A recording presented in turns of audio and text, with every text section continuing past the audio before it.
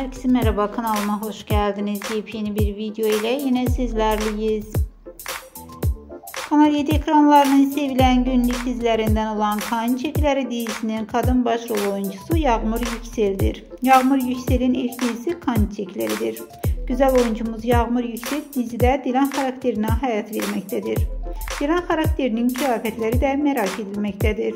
Bizler de Yağmur Yüksel'in canlandırdığı Dilan karakterinin bütün elbise, pantolon, etek, tişört, kazak, gömlek, kazak, mont, ceket, yelek, hırka gibi tüm kıyafetlerini kanalımızda paylaşacağız.